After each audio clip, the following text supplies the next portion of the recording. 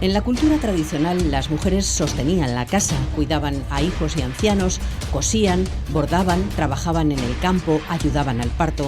Hoy abordamos cómo las palabras han reflejado un papel que siempre figuró como secundario, pese a ser protagonista. La mujer ha sido la gran maestra de la cultura oral y también la gran oficiadora de la palabra. Y sin embargo, la cultura oral ha sido tremendamente injusta con la mujer. Paco Blanco, ¿qué tal? Bienvenido un día más. Muchas gracias, encantado de estar aquí. Bueno, de volver a hablar del mundo de la cultura tradicional, Sí. Hoy concretamente de las mujeres en la cultura tradicional, y vamos a explicar por qué hemos decidido hablar de este asunto. Todo viene a raíz de las nuevas palabras que ha introducido la Real Academia Española de la Lengua en el diccionario, y una de ellas es la palabra machirulo. Nos ha sorprendido mucho la definición que hace la RAE de machirulo, porque habla de un hombre claramente machista. Machista, sí. Pero para nosotros machirulo era otra cosa, ¿no, Paco? Mira, es curioso porque esto se aprobó, creo que fue, o por lo menos se dio a conocer, creo que fue a finales de noviembre, ¿vale? Bueno, pues cuando esto se produjo, cuando se supo que la RAE lo había incorporado a su diccionario, de pronto despertó un recuerdo que yo tenía y que compartí con mi mujer, con Lucía y con alguna gente más, porque yo recordaba que hacía algunos años se había producido un choque en mí respecto de de esa acepción que yo no interpretaba de la misma manera. Y indagando un poco encontré que fue en 2017, en febrero de 2017, cuando en las Cortes, en el Palacio, en el Congreso de los Diputados y Diputadas, como se dice ahora, pues hubo una intervención concretamente de Irene Montero, en nombre de Podemos, que utilizó esta palabra. Y la utilizó con esa acepción de hombre con un comportamiento claramente machista. Sin embargo, mucha gente y yo mismo, aquello me chirrió porque la palabra para mí no tenía esa acepción, sino que tenía otra, y era la de mujer con ademanes y con comportamientos varoniles. Eso era un machirulo de acuerdo a mi propia cultura, lo que yo había escuchado siempre. Bueno, ese choque quedó ahí, lo comenté con alguna gente y cuando después el diccionario lo ha incorporado, yo hice al día siguiente un experimento en las redes sociales, ¿no? Y es que utilicé el Facebook y si me permites, sí, claro. te comento cómo fue la consulta. Yo hice una consulta a toda la gente con la que yo tengo relación y preguntaba si, planteaba dos acepciones a los que lo siguen, ¿no? Una, y decía que para mí y para muchas otras personas que han compilado léxico salmantino, porque lo contrasté, machirulo se aplica, como digo, a una mujer de aspecto, de comportamiento y ademanes masculinos, una especie de marimacho, que es un término también extendido, o incluso un virago. Y en segundo lugar planteaba el diccionario lo que decía la RAE, que es dicho de una persona, especialmente de un hombre, que exhibe una actitud machista. Bueno, pues he registrado 256 comentarios, ¿vale? Muy interesante porque además lo compartieron 25 personas, en fin, y hubo una sucesión de opiniones. El 98% de las personas que expresaron con qué se identificaban, el 98% se identificaban con la primera, es decir, machirulo es una mujer con ademanes, comportamientos de hombre. Bien, ¿de dónde? Porque la gente puede decir, bueno, y esto, claro, la gente que te sigue es gente de Salamanca. No, es verdad, no solo. Yo tengo como unos 3.600, que no es una tontería, ¿no? Pero había comentarios que luego he mirado claro, de Salamanca, de Zamora, de León, de Valladolid, de Palencia, de Burgos, de Ávila, de Cáceres, de Badajoz, de Madrid, de Albacete y de Galicia y de Cádiz.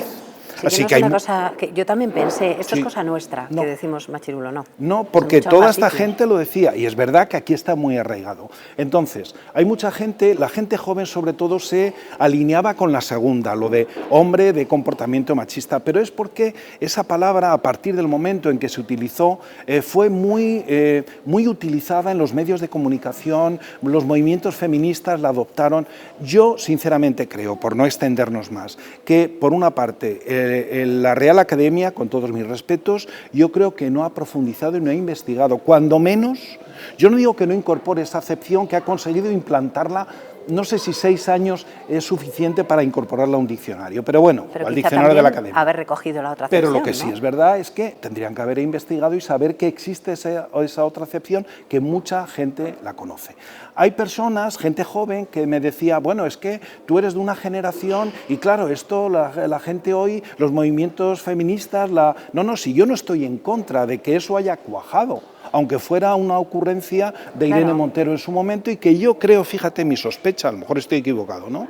Que ella lo utilizó de alguna manera participando de lo que entendemos como una etimología popular, que ella lo había escuchado, lo de machirulo, y lo asoció en ese momento, lo interpretó de esa manera y eso sí, se extendió. No vamos a valorar si, ya sabemos que es una palabra despectiva y nosotros lo que hacemos aquí es comentar estas palabras. Hacemos un registro del léxico que está. Nosotros, hay gente que no le gusta, había gente manifiestamente en contra. Fíjate, es curioso, el propio Facebook rechazaba y ocultaba cuando se utilizaba la palabra marimacho porque entendía que podía ser ofensiva. Cuando en los comentarios la gente decía, para mí un machirulo es un marimacho, ¿no? Pues Facebook lo ocultaba y decía que eso podía ofender. Es curioso las sensibilidades, cómo van cambiando, pero en fin, lo que podemos... Pero lo que es así, o sea, la palabra tiene ese significado. Nosotros no inventamos ese término, ni inventamos la acepción, es una acepción que está muy arraigada. Ni inventamos el término que hoy está completamente en desuso y que en su momento era el opuesto a nuestra idea del machirulo o el marimacho, que hay una palabra también que se utilizaba y ya no se utiliza. Claro, que es el hombre con ademanes, actitudes femeninas, no necesariamente homosexual o gay, aunque sí al final se utiliza aplicado a estas personas, a esta orientación sexual, que es la palabra manflorita. Manflorita, ¿no? Manflorita es una palabra que yo he registrado muy comúnmente por toda la provincia, mi padre la utilizaba y tiene que ver con ese posicionamiento, sería un poco la parte opuesta del machirulo, ¿no? Insisto, estamos hablando de un léxico popular que no es exclusivo de Salamanca, que hemos visto que existe en otras provincias y que, bueno, está bien conocerlo. Claro, hay que conocer esas palabras. Antes de entrar en las mujeres en la cultura tradicional, que entraremos en un momento, hay otra palabra que quiero mencionar, ya que hemos empezado hablando de la RAE y de las polémicas que suscitan sus decisiones. Ha habido otra palabra polémica que es la palabra doula. Doula, que significa partera, la persona que asiste al parto, y ha habido un movimiento por parte de las enfermeras del Colegio de Enfermería que ha dicho, oiga, perdón, porque en la primera definición que hacía la RAE decía que era una palabra, una persona cualificada, capacitada, esa era la palabra, capacitada para prestar asistencia, orientación a una mujer durante el parto y posparto, y han dicho, oiga, no, capacitada no, y entonces ellos mismos se han corregido, ¿no? Y han quitado eso de capacitada para que no haya problemas. Doula es una palabra que yo no conocía. Yo tampoco, en nuestra tradición, tú has dicho la palabra más arraigada que es partera, pero en Salamanca también hay otra palabra que es partolera. Partolera. Partera y partolera es lo mismo. Son mujeres que por tradición y por experiencia, porque lo han vivido desde pequeñas con personas que ejercían este oficio, asistían habitualmente a las mujeres en el parto. No estaban tituladas, por consiguiente la capacitación es la capacitación empírica, que tiene su interés. Y en todo caso lo que sí hay que valorar un poco estas dedicaciones específicas de mujeres en un contexto social y cultural en la cual seguramente no había otros recursos mejores que estos, es decir, si no había un médico que pudiera atender a una mujer en el parto, atendía mucho mejor una mujer con experiencia. Claro, ¿no? Que supiera un poco al menos. Exactamente, claro. Entonces, en ese sentido yo aprovecho también para romper una lanza cuando hablamos y recordamos aquí muchos aspectos de la tradición, no es que estemos reivindicando que volvamos a recuperar eso, no, eso está superado, pero es muy importante que conozcamos de dónde venimos, que no solo nos quedemos en la nostalgia del recuerdo, que sepamos cómo éramos hace tiempo y cómo desde allí hemos dado un salto a la actualidad. Así es. Bueno, las mujeres eran las partoleras, las parteras, las comadronas, son las mujeres. Hoy, alguna vez hemos comentado en nuestro programa lo raro que aún nos suena comadrón, ya cada vez menos, ya verás una profesión también común entre los hombres, porque había muchas profesiones que solo eran de mujeres y había terrenos, y esto lo has contado tú aquí alguna vez, que estaban vetados completamente a los hombres, y era aquí ni se te ocurra entrar, ¿no? Sí. Esto lo has contado tú Claro, en alguna ocasión. mira, los roles están perfectamente delimitados en el mundo de la sociedad tradicional y en el mundo rural de manera particular, de manera que hay roles de hombres y hay roles de mujeres. Debo decir que, en ese sentido, yo reivindico el salto que hemos dado. El salto en el sentido que se han roto las barreras, se han roto las fronteras. En todo hay cosas que antes no hacían los hombres que hacen ahora, cosas que no hacían las mujeres y que hacen ahora. En el mundo del arte todo estaba, ahora ya no hay fronteras, todo ha saltado por los aires. Eso no necesariamente es malo, probablemente tenga un mal uso en algún momento. Bueno, en el mundo de la sociedad tradicional, claro que las mujeres y los hombres tenían papeles. ¿Cuáles son los papeles de la mujer? Pues quizás si nos ajustamos a construcciones expresivas perfectamente arraigadas, como hablar de una mujer y decir que se dedica a sus labores, ama de casa. Claro que el territorio doméstico es el imperio fundamental que se le ha asignado a la mujer tradicional. Ahora bien, en el mundo rural no termina ahí, porque por otra parte las tareas, digamos, de la mujer en el mundo doméstico no solo es cuidar la casa, limpiar, hacer la comida,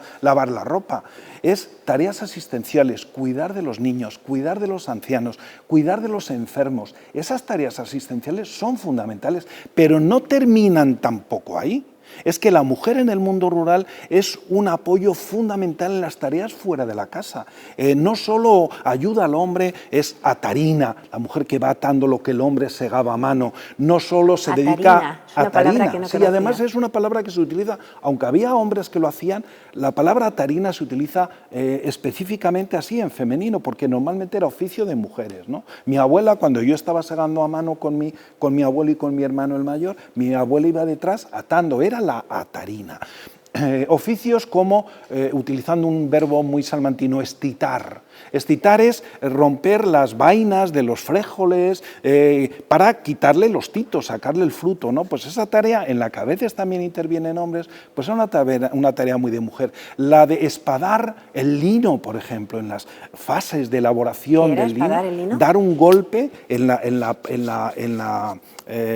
la planta del lino para quitarle la corteza exterior y que quedara solo la fibra, ¿no? Era un trabajo que habitualmente se hacía en los seranos, las solanas, que también son territorios muy femeninos, ¿no?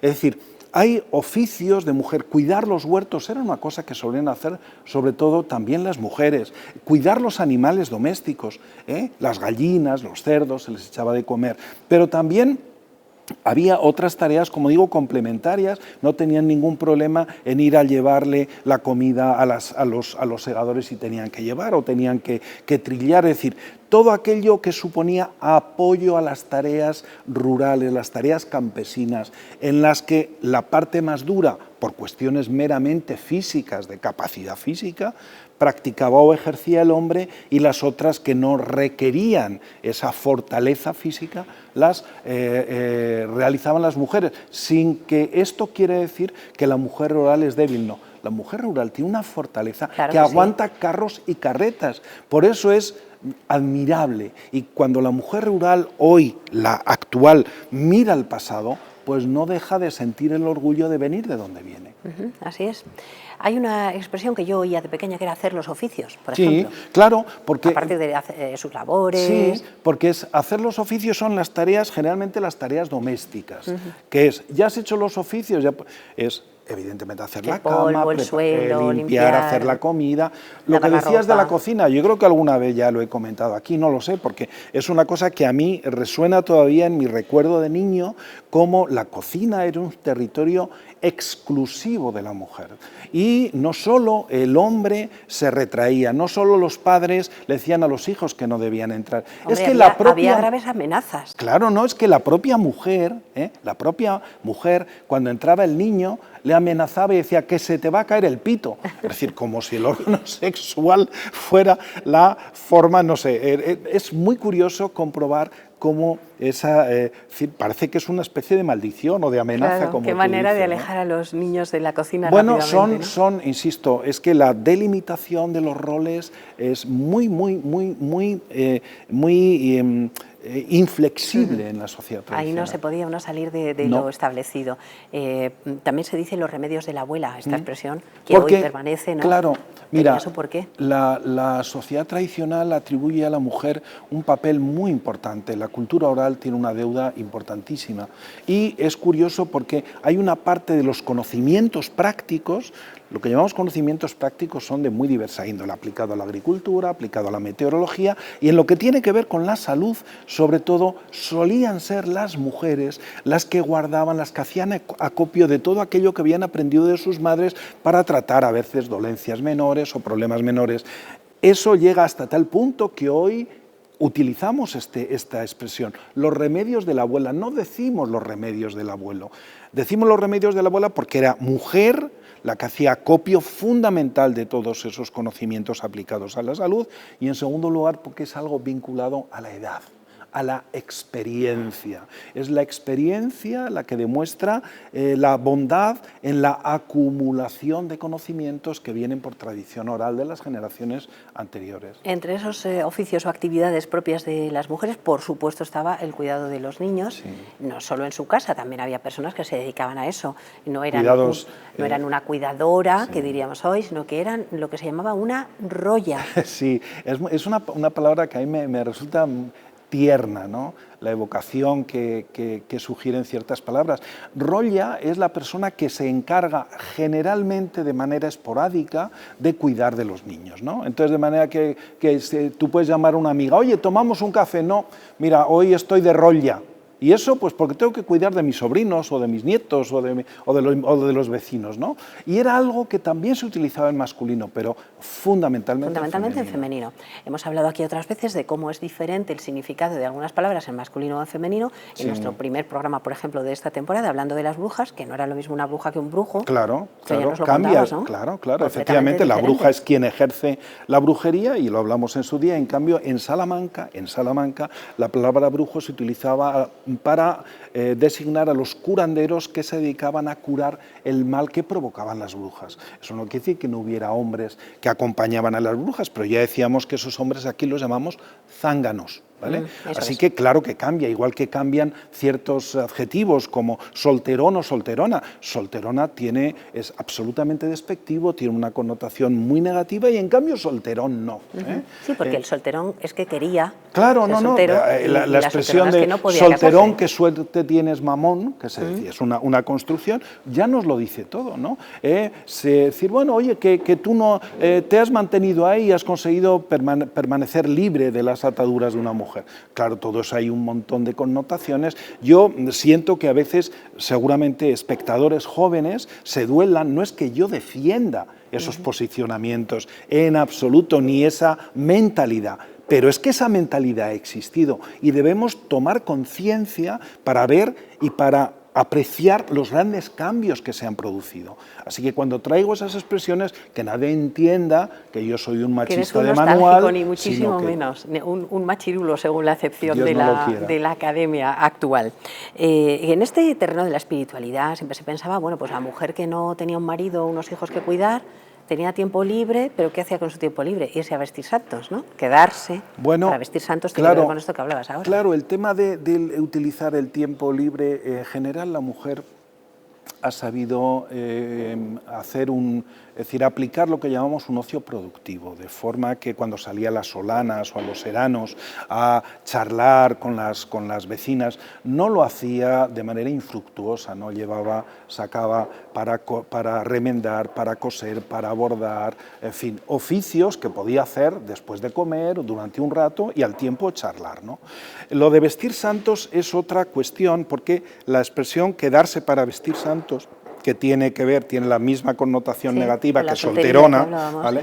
Es que era verdad, en general las mujeres que no se casaban y por consiguiente tenían más tiempo, aparte de hacer los oficios que pudiera que en casa con sus padres o con los hermanos, pues tenían ese tiempo disponible que empleaban ayudando en las tareas de la iglesia. En ese sentido, bueno, vemos cómo las mujeres efectivamente solteras pues eran las que servían para preparar las imágenes para la procesión, ¿no? En general, la religión ha sido muy restrictiva con la mujer. De hecho, hay esa obligación que antes las mujeres, las madres, cuando iban a salir a ir a misa, le decían a la chica, oye, a ver, a misa hay que ir a la iglesia hay que ir como Dios manda. Ese como Dios manda, que es una expresión tan abierta, en realidad quería decir, bueno, que no podías ir con una falda corta, que no podías ir en manga corta, ese tipo de cosas que en algunos tiempos llevaban a que las mujeres fueran absolutamente cerradas, con un velo en la cabeza. Hay fotos por ahí que registran un poco estas chicas, estas mujeres jóvenes, cuando van a ir o cuando salen de la iglesia con unas formas de vestir. Así que quizá la mujer ha tenido que soportar pues unas presiones que hoy, afortunadamente, ya no existen. Así es, pero es interesante recordarlas para saber cómo han sido las mujeres en la cultura tradicional y todas estas palabras que están asociadas a este territorio que tanto nos interesa. Has mencionado dos que me gustan mucho, que son la solana y el serano. Sí. El serano no sé si se usa en toda la provincia. ¿Qué es eso de salir al...? El serano generalmente son las tertulias que se hacen por la noche. Sí, generalmente en la calle si es verano, y hacer serano en los inviernos es junto a la lumbre, en torno a la lumbre, en que las familias se reunían o que los vecinos venían, porque claro, a partir de las 6 de la tarde, las 7, que se hace de noche, ¿qué hacía la gente? Pues charlar en torno a la lumbre, que también congrega pues un montón de manifestaciones, de relaciones culturales, de recuerdos, en fin, un montón de cosas, ¿no? Así es, la solana y el serano son dos. Exactamente, la solana tiene que ver con el día, el serano con el día y el serano con la noche. Y decías tú antes que el ocio de las mujeres nunca ha sido tal realmente, no. Porque y de hecho esto tampoco es tan antiguo, es decir, nuestras madres nunca estaban de más, o sea, las señoras antes no se ponían a ver la tele después de comer o no se ponían tumbadas en un sofá, vamos, eso era una cosa impensable, se ponían pues a hacer punto, a coser, a cosas que hoy ya no se hacen, como zurcir. Claro, ¿no? Por eso la idea que yo siempre he defendido y que me parece admirable en la mujer, en la sociedad tradicional y en el mundo rural en particular, que es lo que hablo, por eso hablo del ocio productivo. Es un ocio, pero un ocio relativo, es un ocio en el cual estás realizando otras tareas complementarias que puedes hacer sin una dedicación tan específica y que las mujeres hacían puntos sin necesidad de estar pendientes de nada, ¿no? Bueno, palabras del mundo tradicional, hoy relacionadas con la mujer, que hemos querido traer a colación, sin, por supuesto, como bien matiza Paco, ningún síntoma de nostalgia ninguna, sino para conocer lo que ha sido nuestro pasado. Hay cosas del pasado y de la sociedad tradicional, hay valores que yo siempre reivindico, claro, ¿no? Pero no en este caso, aquello que la mujer ha tenido que soportar una serie de presiones, una serie de prejuicios, ¿no? Y de modelos de pensamiento que le han realmente hecho vivir unas situaciones muy injustas. Ya lo creo, es afortunadamente algo superado, queremos creer. Bueno, antes de irnos, Paco, como siempre voy a pedirte, tú eres mucho de traer libros que ya probablemente a lo mejor han leído los espectadores. Dices, me gustan las relecturas. Sí. No sé si vienes por ese camino también hoy. Hoy vengo en plan de reivindicar la literatura costumbrista. Yo sé que no está de moda la literatura costumbrista, fue muy importante sobre todo a finales del siglo XIX y comienzos del siglo XX, pero recordaba, según recordaba dos casos, uno de alguien que será muy familiar para ti, que era don Juan Muñoz García, que fue cronista oficial de Béjar, y que tiene unas obritas muy interesantes de tipo costumbrista, muchas de ellas ambientadas en la Edad Media, pues no sé, Fuente Santa, don Yago el Apotecario, por mencionar un par de ellas, ¿no? Pero recordaba un escritor que tuvo una gran repercusión a principios del siglo XX en España, que fue José Mas. José Mas escribió una literatura costumbrista muy interesante y en concreto una de sus novelitas, que fue publicada en torno al año 1910, por ahí, 10-15, fue la novela El Rastrero. Y El Rastrero fue una novela que él escribió después de pasar un verano en la zona de Béjar, entre Guijuelo y Béjar. Y ahí encontró una tradición que era la del rastro de paja, que era cuando el pueblo decían que había una relación no reconocida y por consiguiente ilícita a espaldas del pueblo entre un hombre y una mujer, bien fuera porque uno de los dos estaba casado o los dos casados o lo que fuera, entonces alguien por la noche hacía una delación, delataba esa relación haciendo un reguero, un rastro de paja entre las dos casas. Por la mañana, cuando la gente se levantaba y veía el rastro de paja, Decía, pues ya aquí hay ataba, lío. ¿no? Bueno, en torno a eso construye una novela pues realmente casi Que se trágica titula al El final, ¿no? rastrero, El dices, rastrero. ¿no? Pues bien, esa novela es una novela que la Diputación de Salamanca reimprimió hace no mucho. Pero bueno, también con estas obras, que a lo mejor no son fáciles de encontrar, también reivindico las bibliotecas, no solo aquellas novelas o aquellos libros que encontramos en una librería, que está muy bien y hay que defender y hay que potenciar las librerías y el hecho de comprar libros, sino que a veces libros que están agotados están bajo la custodia de las bibliotecas como esta que nos acoge. Entonces, acostumbrémonos a ir a una biblioteca y también buscar estos libros. Bueno, recomiendo la literatura costumbrista y en concreto El rastrero de José Mas. Y dejamos además reivindicadas las bibliotecas. Eso es. Y antes de marcharnos, claro, nuestra palabra chunga, nuestra palabra chula. A vosotros, a los invitados, os dejo la chunga para que la trituréis así de manera simbólica. Bueno, ¿qué me traes hoy? Verás, hoy realmente he traído dos palabras que por lo que evocan, ¿vale? No solo por la palabra, sino por lo que hay en torno a ellas. La palabra chunga que tú dices es la palabra que alguna vez yo creo que hemos comentado aquí, que es la palabra, como la gente dice, averiguado. ¿Qué es un averiguado? Pero a mí me gusta mucho esa palabra. Bueno, pues la palabra no es que sea fea, no, claro, sino que el significado que tiene es lo que a mí me produce rechazo. Claro. A ver, en estos tiempos en los que todo el mundo sabe de todo, en las tertulias vemos que todo el mundo se atreve a opinar de cualquier cosa. Y siempre hay esos personajes que cuando estás en una reunión y hablas de un tema, sabe de eso y sabe de todo, sin realmente saber.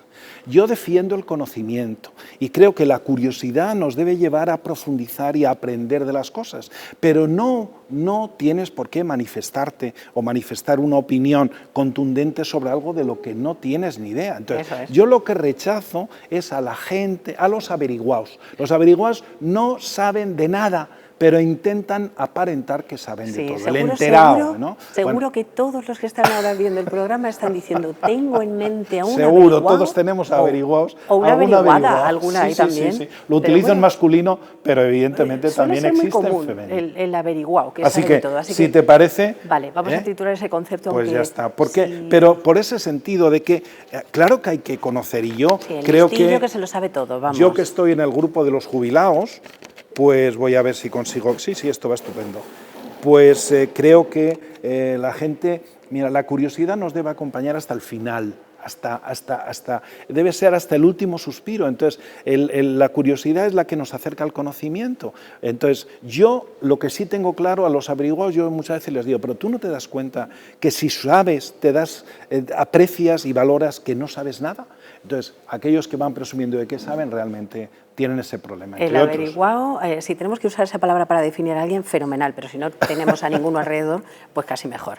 La palabra chula para Pues volvamos a la evocación. Mira, hablábamos antes del fuego, de en torno al fuego, el conocimiento. Hay una palabra que a mí me gusta mucho, pues porque ya las chimeneas no se utilizan. Yo tengo la suerte de que en el pueblo, en Pedrosillo Los Aires, que tengo una casa, tenemos chimenea y la encendemos, ¿no? La palabra morceña, que el diccionario de la Academia la recoge como salmantinismo y la remite a la palabra morcella, con ella. No la conozco, Paco, ¿qué significa? La palabra morcella es una palabra que viene del leonés y la palabra morceña es una adaptación que en Salamanca es mucho más común que morcella. La morceña es la chispa que salta de la lumbre, del fuego, y que luego se convierte en un trocito en nada. Es un trozo de la madera o de lo que esté. Como una pavesa, ¿no? Se convierte en pavesa al final. La pavesa es lo que la ceniza, ¿no? Entonces, la palabra morceña, que es muy sonora, a mí me gusta por lo que evoca